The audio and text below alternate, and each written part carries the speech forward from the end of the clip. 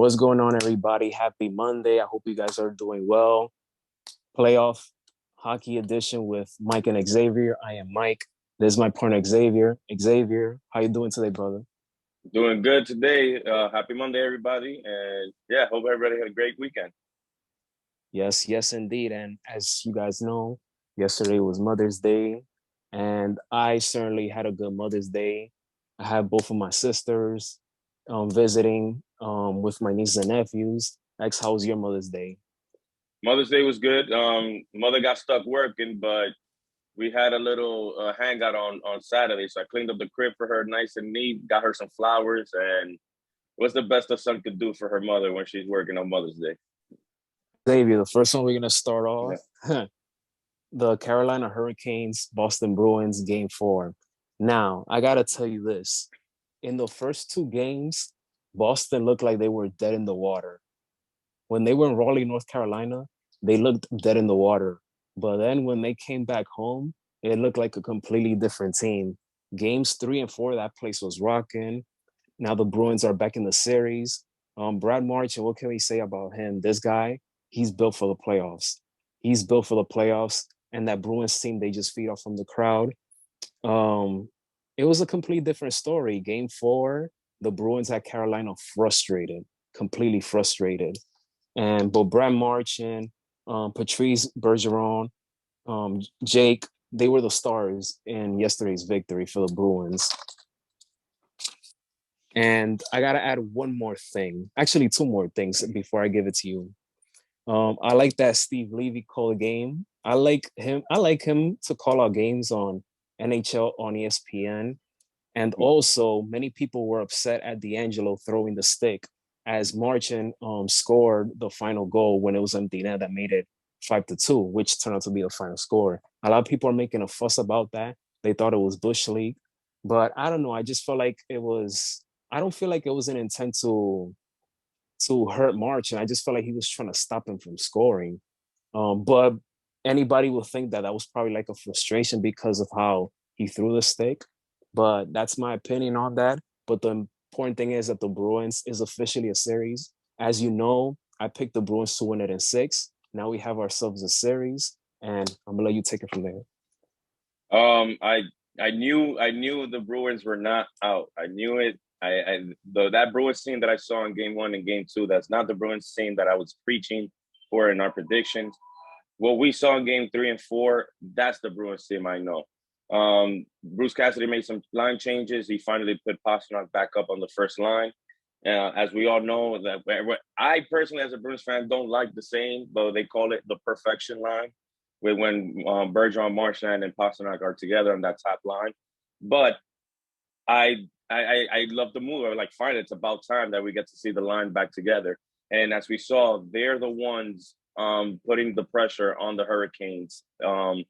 Brad Marchand is looking more like Brad Marchand nowadays. He's 5.9 for him, 2 goals last night. DeBrusque, we're looking at as someone who's looking to get traded earlier this season, and he ends up staying with us, and he's now, adding on to the tally on the scoreboard, which is something that I am very happy about. The change on net with taking out Lenny Zermark and putting Jeremy Swayman. This is the sway, as us Bruins fans say. I think it was a perfect decision to put Jeremy Swayman on net. Again, a lot of the things that happened in game one and game two aren't a lot of Omar's fault.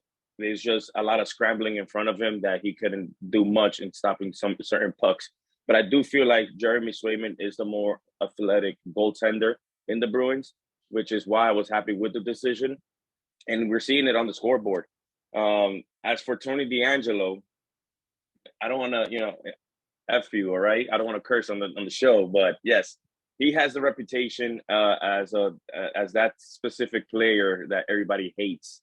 I mean, he technically got booted out of the Rangers, with his little remarks when it comes to politics and his certain views.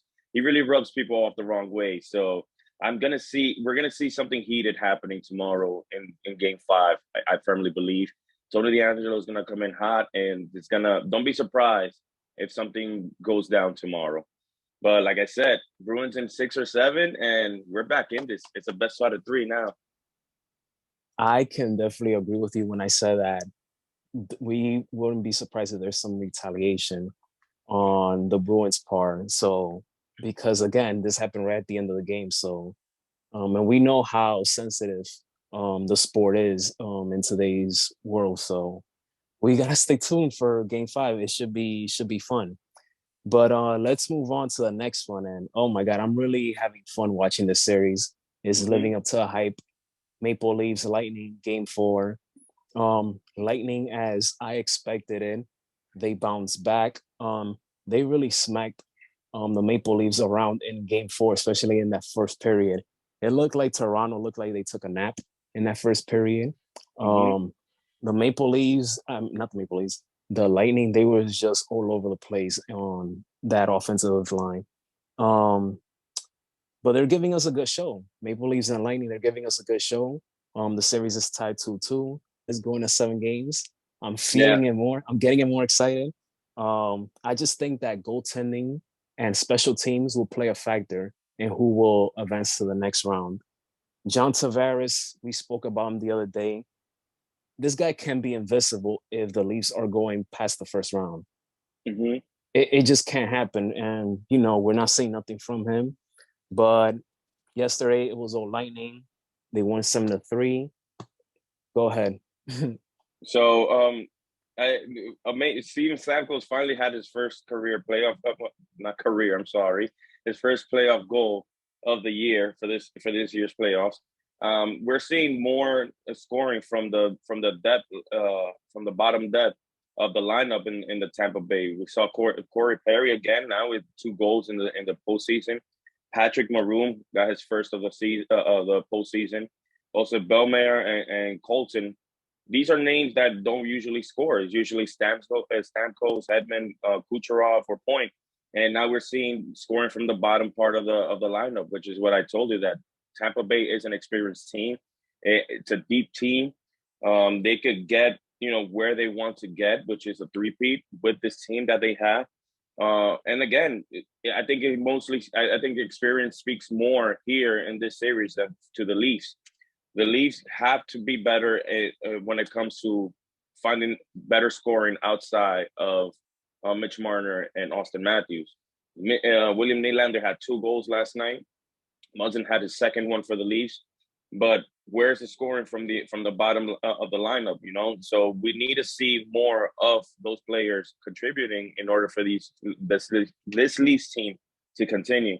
Um, Jack Campbell, he's been good on net, but again, if the defense ain't good, there's only so much that the goalie could keep you in the game for. And I believe we saw a 5-0 deficit until it became, the final score, which was 7-3.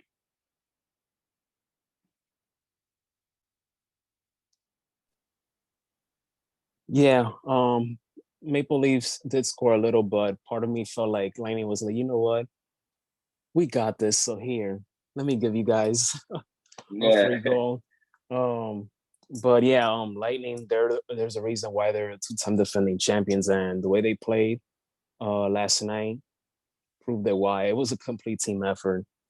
And now let's move on to the following one, which I was impressed.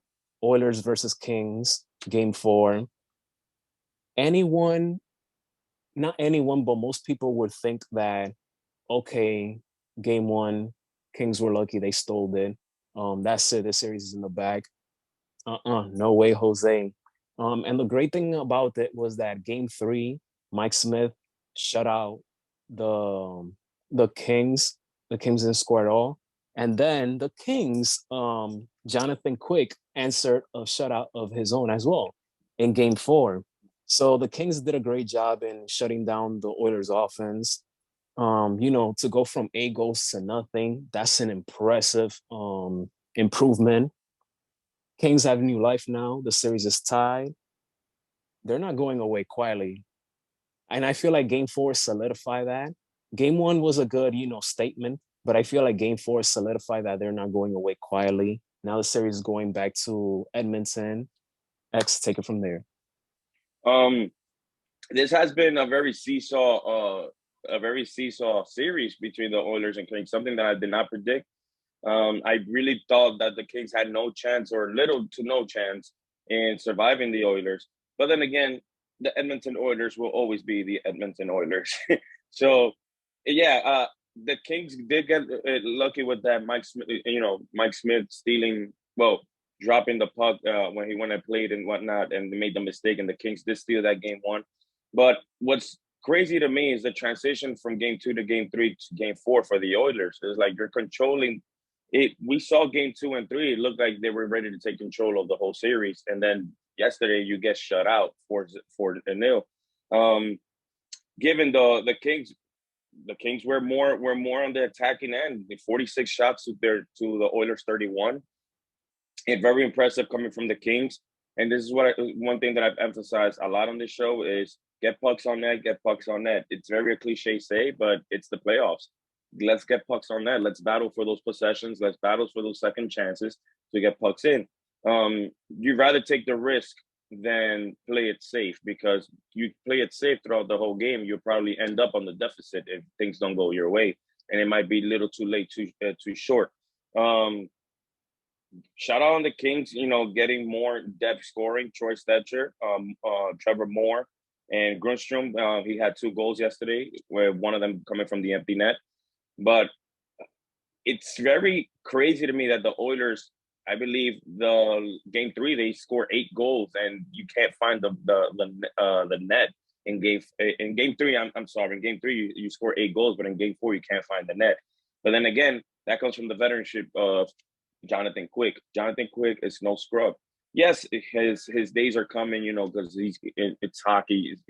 There's not too long you can last on this sport, but that just goes to show to his veterancy and the experience that Jonathan Quick has, that he's able to keep this Kings in the series. So now we're going to go back to Edmonton, starting a best 2 out of 3. And I am very surprised if the Kings even steal another one in game 5. Let's see.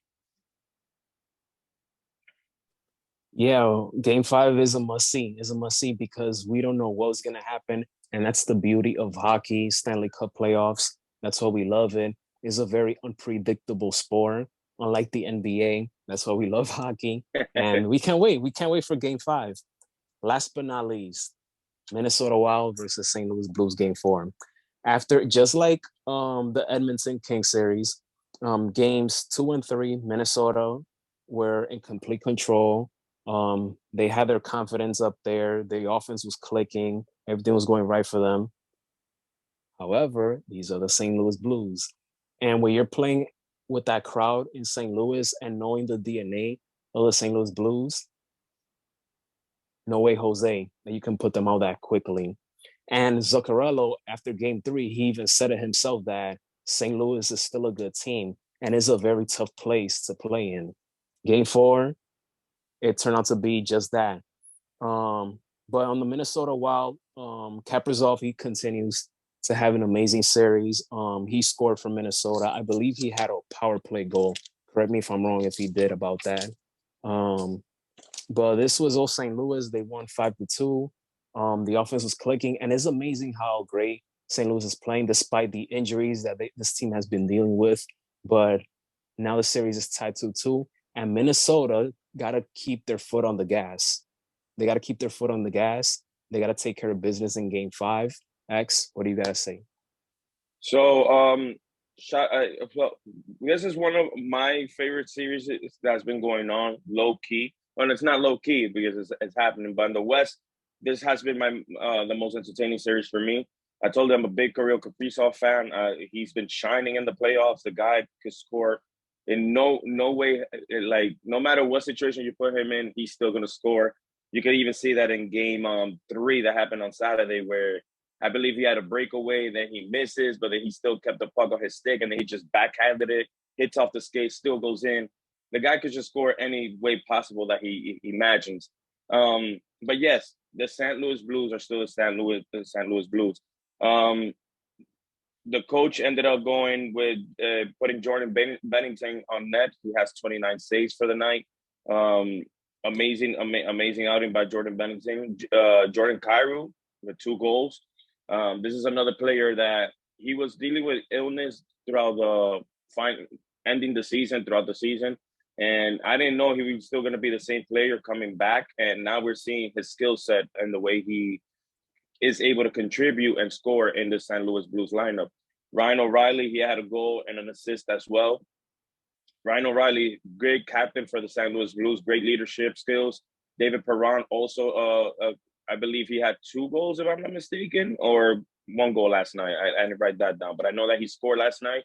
So there was also a lot of line changes, if I'm not mistaken, and because in Game 3 they held down Vladimir Tarasenko to 0 shots, Game 3. So the Wild have do a good job in assessing how they're going to go into a game and how they're going to stop certain players from doing what they got to do to keep them from winning. But the St. Louis Blues, I still see them battling all throughout this series. Is going to be, I wouldn't be surprised if it goes to 7 games. I'm calling it now. I think it will be going to 7 games.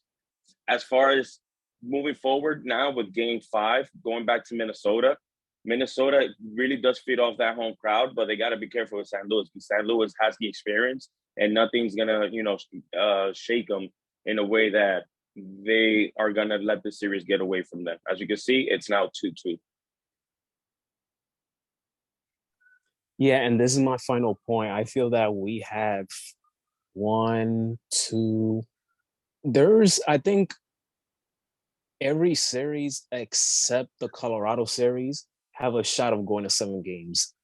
Oh yeah, And Colorado, that number 1 seed, oh my God, Nate the Great McKinnon, oh my God, this guy, and, he's having, yeah, go ahead, go ahead. and tonight might be rest in peace for Nashville. Let's see. Let's Yeah, see. it's been all Colorado. That offense is just Nashville. It just can't keep up with Mm-hmm. Colorado.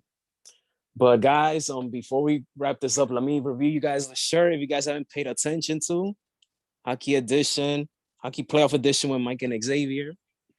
Yes, these are our brand new shirts. I might be designing more. Who knows? So if I do decide to design more shirts, I'll put that on sale, and for you guys to purchase. Continue to support our program, and yeah, we're gonna continue to provide you guys much more content on the postseason.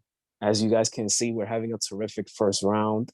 We still got a few more rounds left to go, so keep following us on YouTube, on social media, and keep up with everything that we're doing because it's hockey playoff, baby. Can't beat that.